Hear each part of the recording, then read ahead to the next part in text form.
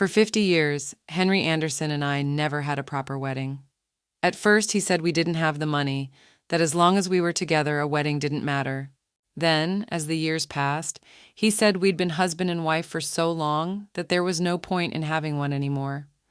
But on our 50th wedding anniversary, he threw a grand wedding, one that had the whole town talking, not with me, but with the woman he had loved all along. From a distance, I watched my husband, dressed in his finest suit, holding another woman tightly in his arms. The crowd cheered. Among them was my own son, Jose, celebrating the union as if it were the happiest day of his life. I stood alone, frozen in place, and thought back on our marriage. 50 years. What had I endured? From the days when we squeezed into a cramped 300-square-foot rental to the sprawling home with a garden that we built together. From raising Jose with tireless devotion to now looking after our grandson, just as I had once cared for my son. 70 years old, 50 exhausting years. I have had enough. Henry came home still wearing the same suit from earlier, except now there was a faint lipstick stain on the collar. Our son Jose and his family followed closely behind him. I sat alone on the couch like a stranger in my own home, no lights on, no dinner prepared. When Jose flipped the switch, the sudden brightness revealed my silent figure. His voice shot up in surprise. "Mom, what are you doing here?" I let out a cold laugh. The question was ridiculous. I had lived in this house for over 40 years, and now my own son was questioning why I was here. When I didn't answer, Jose's tone softened, putting on an act of false concern. "Why aren't you in bed? Sitting here in the dark like this is kind of creepy." I turned to look at them, my voice steady but ice cold. "Where were you all today?" Henry had just finished changing his shoes when he strolled into the living room. He feigned ignorance, his voice casual. "What's wrong? You're acting strange today." "I just want to know where you all were." "What did you do?" I could no longer contain the fury welling up inside me. My voice rose, sharp and demanding. For the first time, I was truly angry, and they all stared at me as if they couldn't believe it. "Mom, what's gotten into you? Why are you being so dramatic?" "We didn't go anywhere special, just had some errands to run," Jose said, lying effortlessly. I shifted my gaze from him to Henry.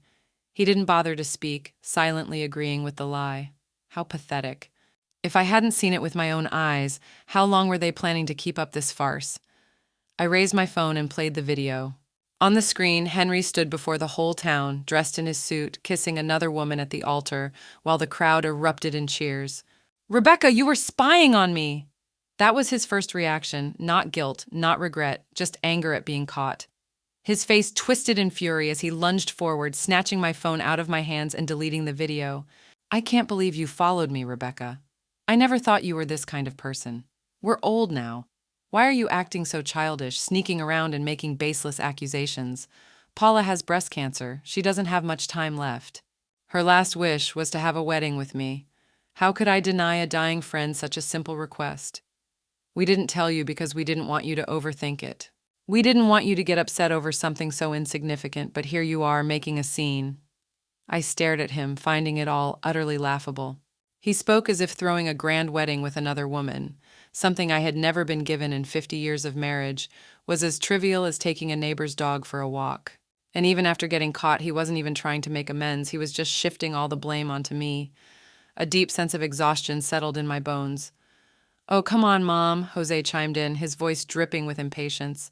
"At your age, you should be above all this. Why are you acting so petty? Paula is dying, and you're jealous of a dying woman. That's just pathetic." I hadn't even spoken yet, but Jose had already chosen his side.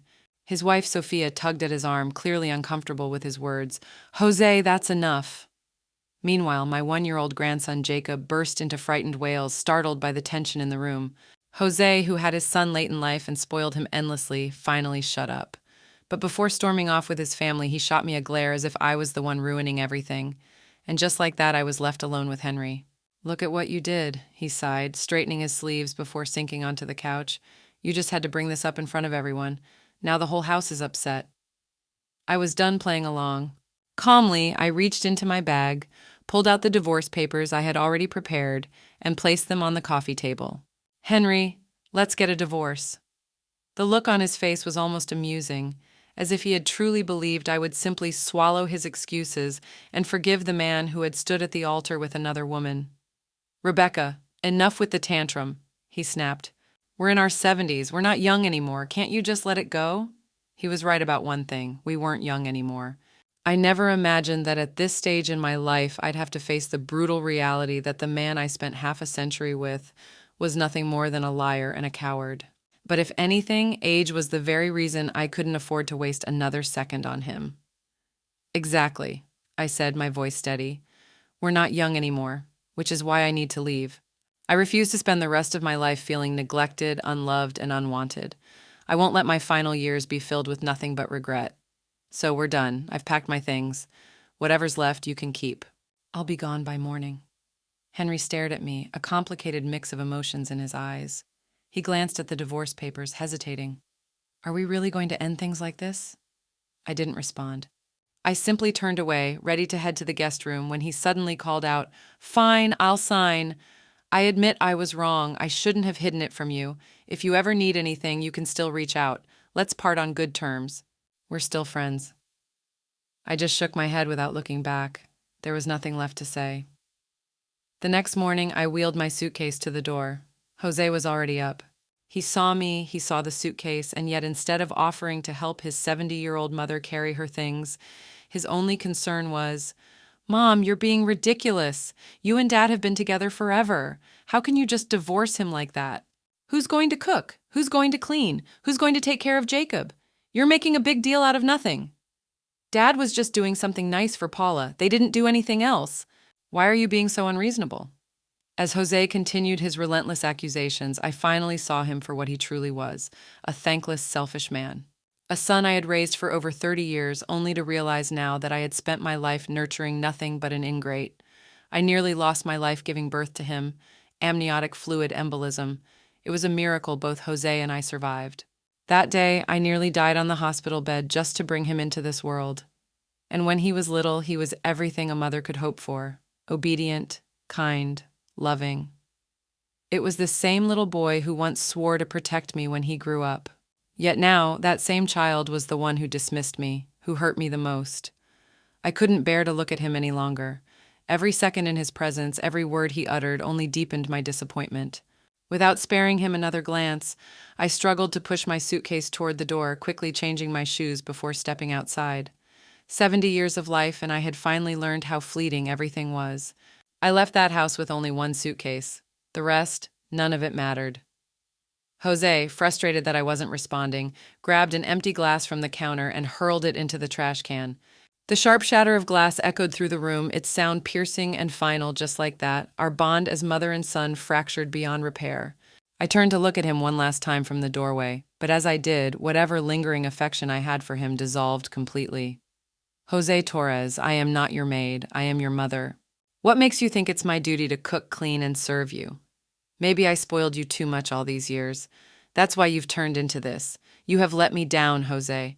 I hope that after I leave, you'll take a moment to reflect on everything I've done for this family. And with that, I was done. I didn't care if he had more to say. I didn't care if he wanted to argue. I turned and walked away. Even after stepping outside, I could still hear things being slammed around inside, but that wasn't my concern anymore. The moment I walked out that door, I stopped living for them. I left Henry Torres's house and returned to an apartment that was still in my name. Sitting alone in that quiet space, I looked back on the past few decades and realized none of it had ever really belonged to me. I met Henry through a mutual friend. He was a year older than me. At the time, he was a fresh college graduate while I was just a girl who had started working right after high school, struggling to survive on my own. For nearly 5 years, Henry was young, handsome, and considerate. Back then, he worried that we wouldn't have much in common due to our different educational backgrounds, so I stayed up night after night studying topics that interested him just so he wouldn't find me lacking. I knew he had once been in a long-term relationship, 3 years, a love he never got a chance to hold on for his life. She broke up with him because the long relationship became too much. I didn't hold it against him. It's that I pitied him.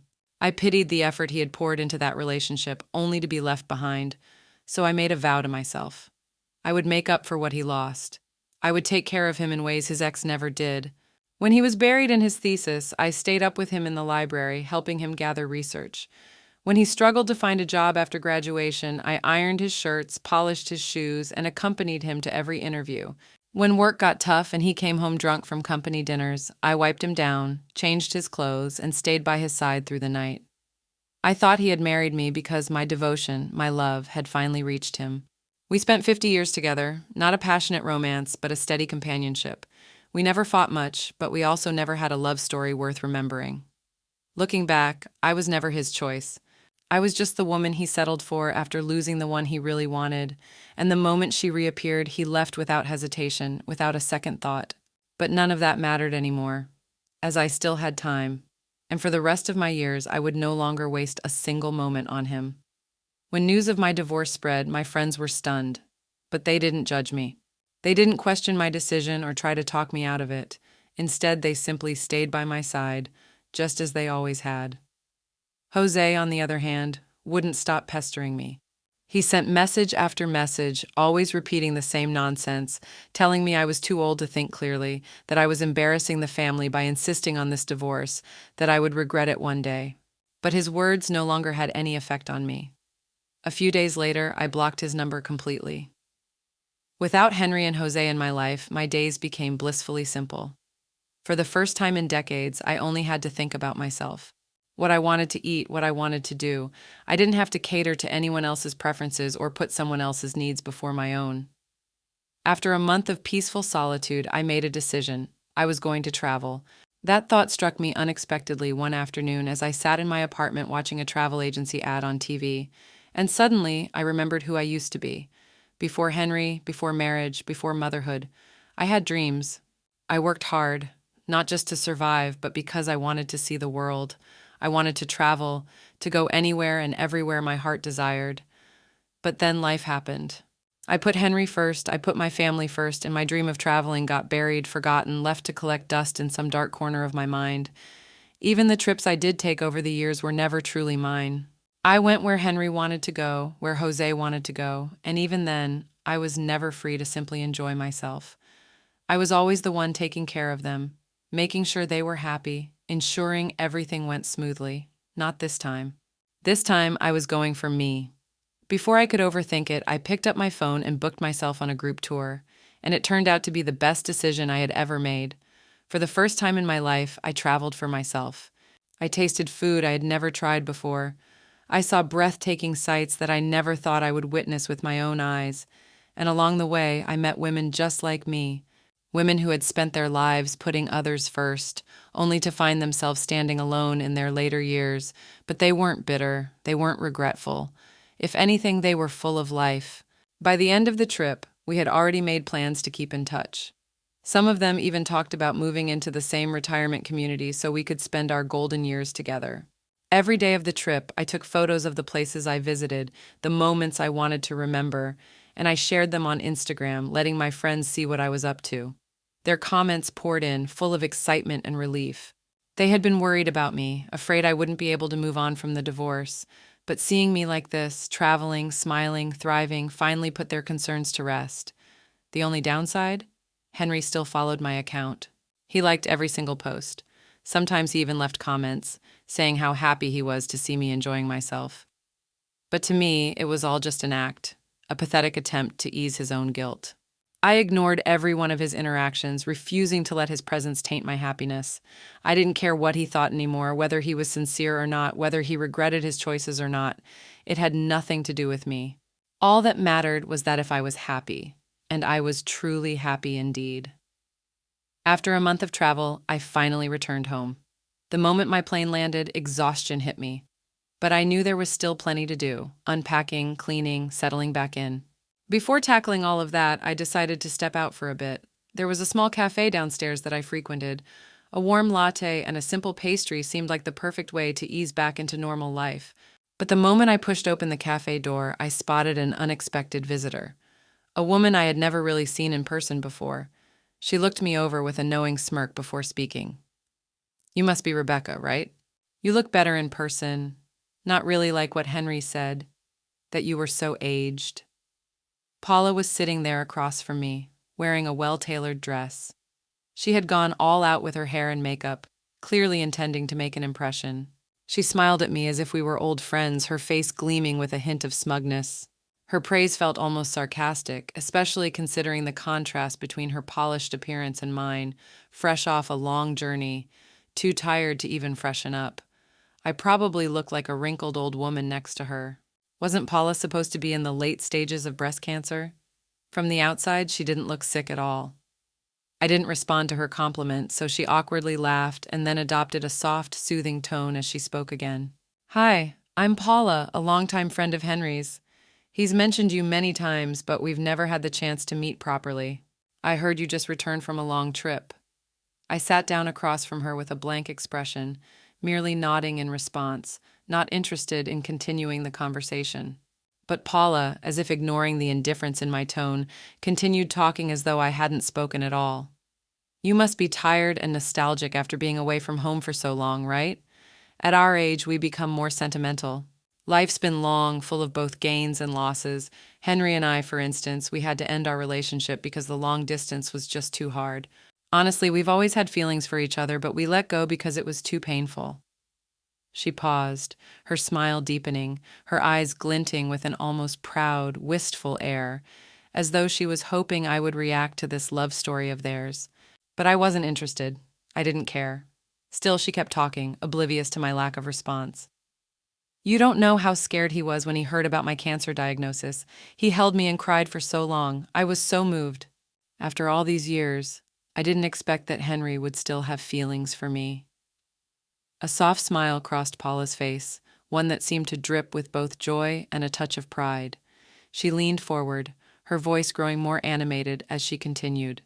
That's why when I asked him to throw us a big, grand wedding, he was like a little boy, so excited. He promised me I'd be the happiest bride in the world, and it was him constantly running around and handling all the wedding preparations for us. I raised an eyebrow, understanding now why Henry had been working late every day these past few months. It was all for her, for their wedding. Everything had been right in front of me, but I had been too numb from all these years of monotony to truly see it. I was losing my patience, unable to tolerate any more of this woman boasting about how much my ex-husband loved her. So I cut her off, unable to listen any longer. You don't need to tell me about your love life. Honestly, I don't care. And whatever happens between you two from now on has nothing to do with me. With that, I stood up, called the waiter to pay, and grabbed my packaged croissant to head home.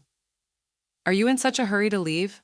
I still have so much more to say, Paula said, a hint of hurt in her voice. But if you don't want to listen, then fine. I've said too much and upset you. Her phony act was making me sick. Since she was asking for it, I had no reason to spare her feelings anymore. I paused, turned back, and with a firm voice, I spoke directly to Paula's overly dramatic face. Seriously? Can you at least have some dignity at your age? Here's the thing. Knowing full well that Henry was married, you stole my husband and shamelessly had a wedding with him. You're openly the third party in our marriage. You don't need to sugarcoat your twisted love story with all this talk of passion. If you truly loved him, would you have waited 50 years to finally get together? What were you two doing all that time? My voice wasn't loud, but it was clear and firm. The entire cafe suddenly caught the attention around our table. Paula clamped her mouth shut, her eyes beginning to redden, and she once again slipped into the victim role, playing for sympathy. Rebecca, what are you even saying? Just then, Henry rushed in, looking disheveled and frantic. Upon seeing Paula's swollen eyes, he hurried over to her, pulling her into a tight embrace. His concern was so exaggerated it made my stomach turn. I know you're hurting, but this isn't Paula's fault, he said, his voice full of defensiveness. If you're upset, take it out on me, don't blame her. I was about to laugh in disbelief, the audacity of them. Those two were in the wrong, but somehow I was the one getting blamed. Then, from across the cafe, someone suddenly spoke up. I think I've seen these two online recently. Didn't they just have a huge public wedding? The entire cafe fell silent for a moment before the murmurs began, whispers that quickly grew into full-blown discussions. All eyes turned to me, their expressions shifting as they absorbed what they had just heard. Suddenly, I was no longer Henry's rightful wife, no longer the woman who had spent 50 years in a marriage raising a family. To them, I was just a bitter, shameless old woman trying to ruin a love story decades in the making. The conversations around me grew louder, and soon the accusations began. How disgraceful. At her age, still trying to steal another woman's husband? Exactly. Paula and Henry are the real couple. They've been in love for so many years. This woman just can't let go. Look at her, so aggressive, trying to pick a fight. No wonder he left her. The words were cutting, relentless. In the eyes of these strangers, I had somehow become the homewrecker. Henry, who had been standing frozen in the chaos, seemed to hesitate, perhaps even thinking of clearing things up. His gaze flickered to me, filled with something that almost looked like guilt. But Paula wasn't about to let that happen. She had the upper hand now, and she was going to make sure I bore the weight of every insult thrown my way. Right on cue, she clutched her chest, her face contorting in pain as she leaned weakly into Henry's arms. Henry, I don't feel well. What if the doctors were right? What if the cancer diagnosis wasn't a mistake after all? And just like that, Paula crumpled into his embrace, feigning unconsciousness. Henry panicked immediately. Whatever guilt he had felt, whatever intention he had to defend me, evaporated in an instant. Paula! Paula! Stay with me!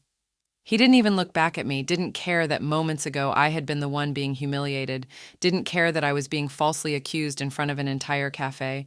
No, his only concern was Paula. Scooping her up in his arms, he rushed toward the exit, barking for someone to call an ambulance. The bystanders who had been gossiping about me just moments ago were now hurrying to help him, pulling out their phones, offering to call for assistance. Me? I was nothing. No one cared about my side of the story. No one wanted to hear the truth. I stood there for a moment watching the scene unfold, then turned and walked away. There was no point in staying in that wretched place a second longer.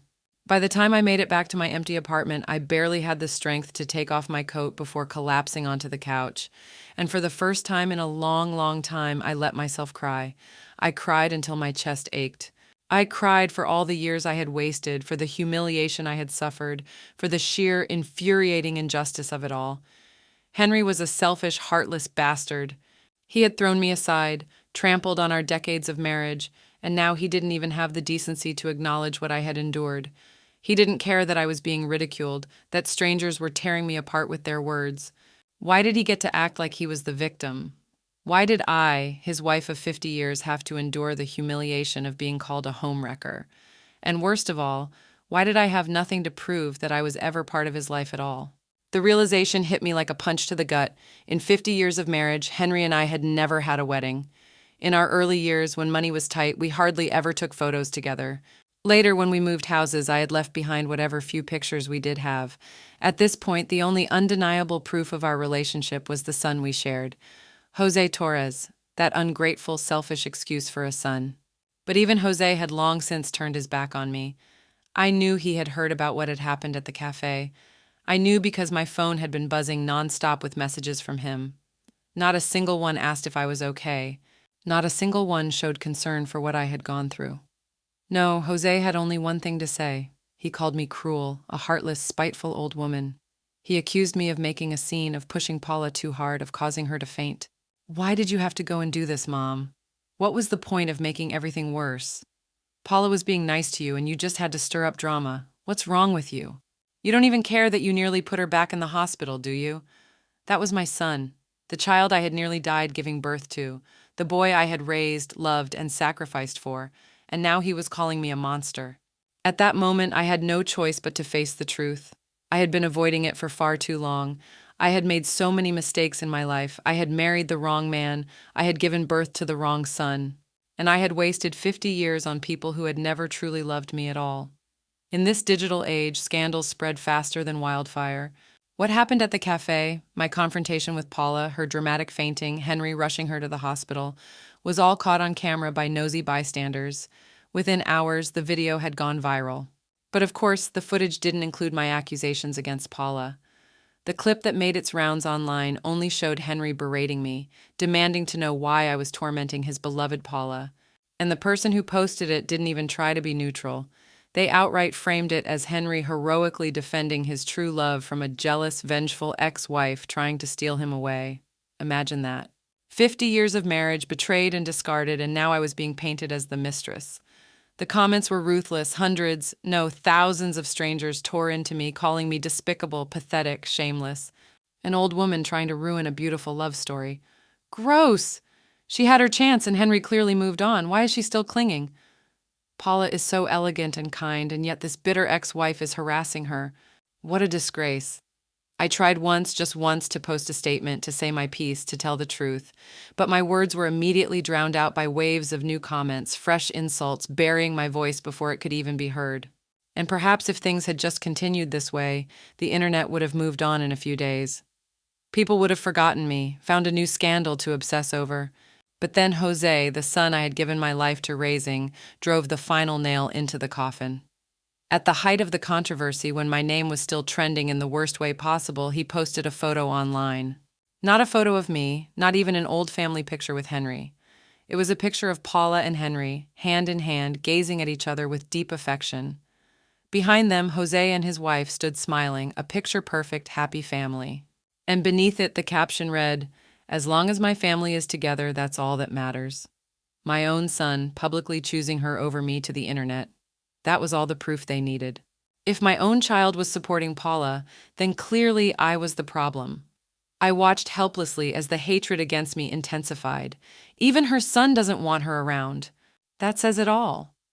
She must have been a nightmare as a wife and mother if her family abandoned her like this. This is embarrassing. Imagine being so bitter your own kid turns against you. I didn't know how to fight back. I asked my friends to speak up for me, to post the truth, but it didn't matter. Their words were drowned out, ignored, just like my marriage, just like my place in my own family. And so I stopped trying. For days, I barely left my apartment. I shut myself off from the world, learned to endure the loneliness. I spent my time in silence, trying to rebuild the pieces of myself that had been shattered. But then something unexpected happened. The women I had met during my trip, the friends I had made, found me. One afternoon, they showed up at my door unannounced. And when they saw the state I was in, hollow-eyed, drained, utterly exhausted from the weight of it all, each one of them reacted with the same fierce emotion. "My dear friend, we've only been apart for a week, and now this. I can't believe what they've done to you." No matter what the internet says, we know the truth. That woman, she has liar written all over her face. And Henry? An old fool running around playing romantic hero like he's still in his 20s. Pathetic. And don't even get me started on that son of yours posting that picture just to humiliate you. Absolutely unforgivable. Hearing them speak up for me without hesitation, without doubt, I lost it. The floodgates broke, and for the first time in weeks, I let myself cry. Not because I was sad, but because I was overwhelmed. Because these women, whom I had only known for a month, believed in me more than the people I had spent my entire life loving. And when the tears subsided, when my breathing steadied, I finally let it all out. I told them everything. Every injustice, every betrayal, every moment I had spent bending over backward for people who never once appreciated me. By the time I was done, something in me had shifted, like a long-held burden had finally been lifted. I wiped my face, took a deep breath, and sat up straighter. "Screw Henry," I declared, a newfound lightness in my voice. "Who cares? Let him have Paula. I wouldn't take him back if he begged. And Jose, that ungrateful bastard? He wants Paula as his mother? Fine, he can have her. I'm done with him too." My friends exchanged relieved glances. "We were worried you wouldn't be able to let go," one of them admitted. "But seeing you like this, we should have known better." "Enough about those losers," another chimed in. "Let's talk about us. Are we still looking at that retirement home together?" Outside, the gray clouds that had lingered for days had finally begun to part. Sunlight streamed through my apartment window, warm and golden. And inside, for the first time in a long time, I wasn't alone. We sat together, laughing, talking, making plans for the future. Not just about the retirement home, but about our next trip. Because there was still so much of the world left to see, and this time I was going to live for myself. Day by day, my life gradually returned to peace, while Henry's world, on the other hand, descended into chaos. The moment our divorce was finalized, Paula wasted no time moving into Henry Torres's house. At first, everything seemed picture perfect. Jose, blinded by his infatuation with Paula's polished demeanor, treated her as a second mother, convinced she was more graceful, more elegant, and more worthy than me. And Henry, still lost in the fantasy of their rekindled romance, doted on her endlessly. But illusions never last long, and soon reality came crashing down. Without me in the house, no one was there to cook, clean, or keep things running smoothly. Jose, unwilling to spend money on a housekeeper or trust an outsider in their home, subtly hinted that Paula should take over. After all, wasn't it only natural for the lady of the house to handle domestic responsibilities? Wanting to earn their approval, Paula made an effort briefly. She attempted to cook, clean, and even look after Jose's child, but Paula was no housewife. She had spent her life being taken care of, not taking care of others. She had no interest in learning, no patience for domestic chores. The results were disastrous. Her cooking was either bland, burnt, or dangerously undercooked. Within a week, Henry and Jose lost several pounds, and one near case of food poisoning nearly sent them to the hospital. Laundry? She left clothes sitting damp in the washing machine for hours, sometimes days, until they reeked and had to be washed all over again. Babysitting? She was more interested in watching TV than paying attention to little Jacob. He fell, bumped his head, even cried himself hoarse multiple times while she sat oblivious on the couch, the final straw. One night, she prepared Jacob's formula with boiling water without cooling it down. The baby screamed in agony, and the entire family spent the night at the emergency room. That was the moment Jose snapped. "You don't work, you don't contribute financially, and yet you can't even take care of a child? What good are you?" he yelled at her, fury blazing in his eyes. Paula, already fed up with the endless chores and complaints, exploded right back. "Oh, so now it's my fault? Maybe you should think about your failures instead, like how you're a grown man too cheap to hire a damn housekeeper. And let me remind you, I'm your father's wife, not some maid for the Torres family. I don't owe you a damn thing." Jose, now completely enraged, pointed a trembling finger at her. "Wife? What wife? You're nothing but a washed-up mistress who weaseled her way into this house. And let's not forget, you and my dad aren't even legally married, so as far as I'm concerned, you're not family." Paula's face twisted with fury. "Oh, now you care about family? Where was this energy when you and your father forced her back out? What's the matter? Regretting it now? Thinking of begging her to come back?" She grabbed Henry's arm, desperate for backup, but Henry, tired and defeated, remained silent. He simply stood there, his face dark with exhaustion, unwilling to take sides. For the first time, it seemed even he had grown weary of the endless fights. The shouting match continued in the emergency room, growing so loud that a doctor had to step in to tell them to be quiet. They didn't listen. It wasn't until hospital security was called that they were finally forced to leave. Unfortunately for them, a bystander had recorded everything. Within hours, the video was uploaded online, where it exploded. And this time, the internet saw the truth. People connected the dots. This was the same Paula from the previous viral scandal, the poor innocent woman Henry had protected from his evil ex-wife. Turned out to be nothing more than a manipulative homewrecker. The outrage was immediate. People dug up my old statement, the one everyone ignored. Now, my story finally had an audience. So let me get this straight. This woman broke up a 50-year marriage, then played the victim? Henry and his son threw away a real wife and mother for this? Jose Torres is the worst. He publicly humiliated his own mother just to praise a mistress. Absolutely disgusting. Rebecca, if you ever see this, we believe you. You deserve better than these horrible people. The backlash was swift and brutal. Henry, Jose, and Paula became public enemies overnight. Jose's job in sales relied heavily on reputation, and after this, his boss conveniently found a reason to let him go. With his name now toxic, he couldn't find another job. Unemployed and frustrated, he spent his days at home, arguing with Paula nonstop, threatening to throw her out. Henry, caught in the middle, could do nothing. One side was the woman he had waited for, the love of his life. But the other side was his only son, whose life had been destroyed because of Paula. Whichever choice he made, he lost. So instead, he just gave up. He spent his days sitting by the window, staring blankly into the distance, sighing endlessly. Meanwhile, Jose's wife, Sophia, became the only functioning adult in the household. She worked full-time, then came home to cook, clean, and care for their son, completely overworked, completely exhausted. And finally, when she couldn't take it anymore, she reached out to me. "Mom, when are you coming back? We need you. The house is falling apart without you." Her message arrived just as I was mid-spin, dancing in the arms of a charming man I had met at the ballroom. I glanced at my phone, then with a smirk, I turned it over and ignored it. I was finally living for myself, and I wasn't going back. Fernando was a man around my age. His wife had passed away 10 years ago, and though he never remarried, he found solace in dance. At the ballroom, he was a regular, warm, elegant, and effortlessly charming. People gravitated toward him, drawn to his kindness. Tonight, he was patiently guiding me through a step, correcting my posture with the same gentle encouragement I had once given Henry, leading him step by step toward his own success. But the peace didn't last. Sophia had mentioned that since I wasn't answering my messages, Jose was growing impatient, and just as I had expected, he found me. The moment he saw me dancing, laughing, enjoying myself with Fernando, his face twisted with fury. "Mom, what the hell are you doing?" Storming forward, he shoved Fernando aside and positioned himself between us. "The house is in complete chaos and you're here dancing with some stranger?" I ignored him, brushing past him to check on Fernando.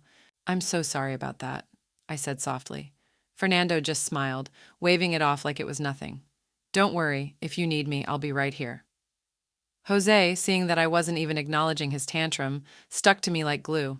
"Mom, you're not young anymore. It's not safe for you to live alone, let alone go to some retirement home. Nothing is more comfortable than your own house. I'm taking you home right now. There's a big dinner waiting for you. Dad misses you. He talks about you all the time, begging me to bring you back. Whatever misunderstanding there was, you two just need to talk it out. Couples fight, it's normal." He droned on, his voice grating on my nerves. "Enough, Jose. My ears are hurting from listening to you." Before he could argue, my sisters arrived, my wonderful group of friends, the ones who had stood by me through everything. They were all smiles when they saw me, but the second their eyes landed on Jose, their expressions shifted. Their warmth turned to cold, cutting sarcasm.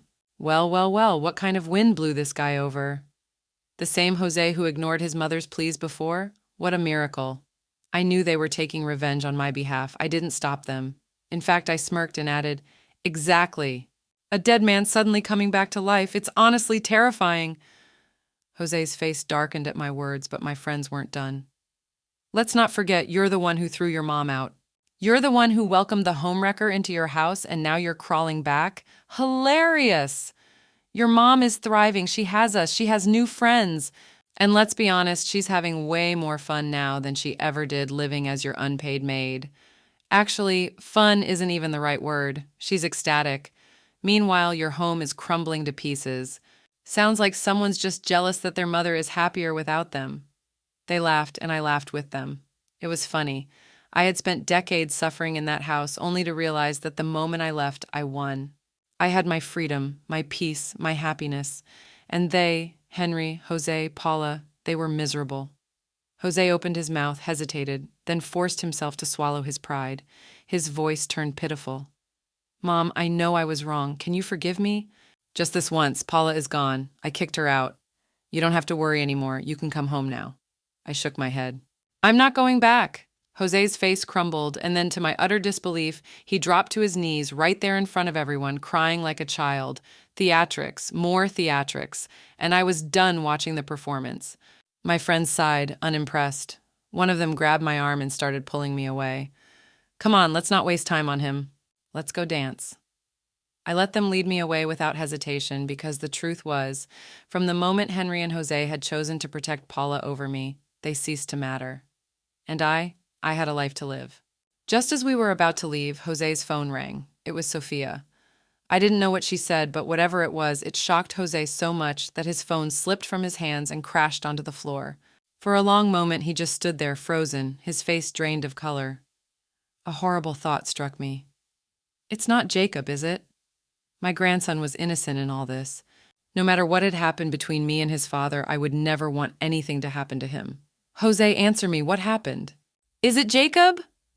I was frantic, ready to shake him if I had to, but no matter how many times I asked, he just stood there, dazed and unresponsive. Minutes passed before he finally snapped out of it. And when he did, tears streamed down his face, his entire body trembling as he let out a gut-wrenching sob. "Mom, please come with me to the hospital. Dad." His voice cracked. "Dad had a stroke. He's in critical condition. The doctor says he might not make it." Despite everything, despite all the resentment I had built up, my heart still faltered for a second. I had spent half a century by Henry's side. Even if he had hurt me, even if I no longer loved him, I couldn't deny what we had once shared. It wasn't love anymore, but there was something else, something closer to family, the weight of shared history pressing down on my chest. Jose, on the other hand, was inconsolable. He crouched on the floor, sobbing, his hands gripping his hair as he kept repeating, How? How did this happen? Dad was fine this morning. How did this happen? At that, Sophia's face darkened, her frustration bubbling over. Isn't it obvious? It's because of that woman. She's the reason Henry ended up like this. My stomach twisted. What happened? Tell me everything. Sophia scoffed, her voice laced with disdain. You have no idea how awful that woman really is. She exhaled sharply, then began explaining. After we threw her out, she disappeared for a few days. We thought she was gone for good. But no, she suddenly came back with some old man we'd never seen before and paraded him in front of Henry. Henry was furious. He told her to get out and never come back. But today, she returned again, hair a mess, looking completely unhinged.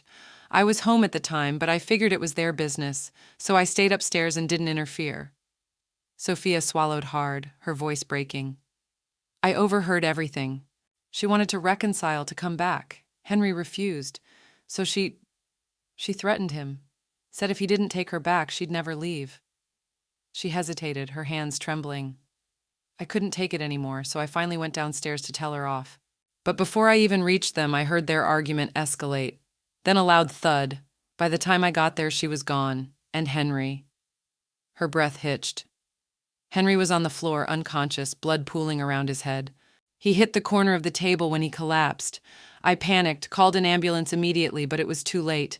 The doctor said it was a stroke. Jose, shaking with rage, shot to his feet and stormed toward the exit. I'll find that myself. I'll make her pay. Sophia blocked him. I already called the police. You need to stay here and wait for your father to wake up. My gaze drifted back to Henry's lifeless form, still unmoving in his hospital bed. I sighed, a long, tired sigh. I wasn't sure what I was feeling. Pity, resentment, closure. Then suddenly, who here is Rebecca? The patient keeps calling for her. A doctor rushed out, scanning the room. I lifted my hands slightly. That's me. Come quickly, he urged. He just regained consciousness, but his condition is critical. He won't stop asking for you. One last time, I thought. One last meeting, and then we would be done forever. When I stepped inside, Henry struggled to lift his hand as if reaching for me, but his body was too weak, and he could only stare. Rebecca, you came. His voice was barely a whisper. I thought you wouldn't want to see me again. I didn't answer. I simply walked to the side table, intending to pour him a glass of warm water. No, don't, he shook his head weakly. You don't have to do anything for me anymore, Smee. I was the one who failed you. His voice cracked as tears slid down his wrinkled cheeks. Rebecca, all these days, I finally realized just how good you were to me. I was blind, selfish. I never appreciated you until it was too late. He wept. I set the cup down. There was no need for me to serve him anymore. Henry, I said, my voice steady, I know you want my forgiveness, but I'm not going to give it to you. His lips trembled, his eyes filled with regret. You wasted 50 years of my life. How could I possibly forgive that? He fell silent. Slowly, his expression crumbled under the weight of his own guilt. But I continued. I don't hate you either. I just want us to live separately without interfering in each other's lives ever again. Paula destroyed you, and you should focus on recovering and staying away from her. As for me, I'm doing just fine. I live for myself now. I eat what I want, go where I want, surround myself with people who truly care about me. I don't have to walk on eggshells anymore, and for the first time in my life, I'm happy. I wasn't lying. The smile on my face wasn't forced. This was the happiest I had ever been. Henry noticed it too. His fingers twitched, but he said nothing. I turned to leave. Rebecca, I stopped, not looking back. Rebecca, if there's a next life, would you marry me again? I barely hesitated before answering, no. In my next life, I will marry someone who loves me, not someone whose heart belongs to another. Henry let out a broken cough, but he didn't argue. As we both knew, I had already moved on.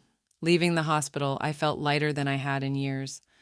For so long, I had been bound by the weight of my past, by a marriage that had taken more from me than it had ever given, by a son who had chosen convenience over love, by a life that had never truly felt like my own. But now I was free, and for the first time, I embraced that freedom wholeheartedly. The very next day, I packed my bags. My friends and I had been talking for weeks about taking another trip together, and after everything, I knew there was no better time than now. We booked a month-long cruise through Europe: Italy, Greece, Spain, and France. Just the thought of it made me giddy, like a girl setting out on her first grand adventure. We boarded the ship in Barcelona, the salty ocean breeze brushing against our skin as we stood on deck, watching the coastline disappear. "To new beginnings," one of my friends toasted that evening at dinner, raising her glass of wine. "And to never letting a man waste another second of our lives," I added with a laugh. We spent our days basking in the beauty of new places. In Rome, we wandered through the ancient ruins of the Colosseum, the weight of history surrounding us as we traced the steps of civilizations long gone. In Santorini, we watched the sun melt into the Aegean Sea, painting the sky in hues of gold and crimson as we sipped on crisp white wine from a small family-run vineyard. In Paris, we indulged in the most decadent pastries at a little cafe tucked away from the bustling tourist crowds, laughing over stories of our youth, of old loves and lost dreams, and of the incredible lives we were still building for ourselves. And all the while, I documented every moment. I filled my phone with pictures, not for anyone else, not for validation, but for me, as this was my life now, a life where I woke up each morning with excitement instead of dread. A life where I no longer had to ask for permission to be happy. And in the quiet moments when I sat by the water's edge or stood beneath the glow of the Eiffel Tower, I realized something. I wasn't just happy. I was at peace. Months passed and my friendships deepened. We weren't just travel companions anymore. We were family. And as for love, well, it found me when I least expected it. Fernando and I kept in touch after that night at the dance hall. When I returned from my travels, he invited me to dinner, not as friends, but as something more, and for the first time in decades, I let myself feel again. He was patient, kind, and unlike Henry, he never made me feel like I needed to prove my worth. We danced, we talked for hours, and slowly, effortlessly, love crept back into my life. Not the kind that demanded sacrifice, but the kind that celebrated freedom, individuality, and mutual respect. One evening, as we stood on the balcony of my apartment, watching the city lights flicker in the distance, he turned to me and asked, "Are you happy?" I didn't hesitate. More than I ever thought possible. And that was the truth. I had lost so much. But in the end, I had gained something far greater: myself.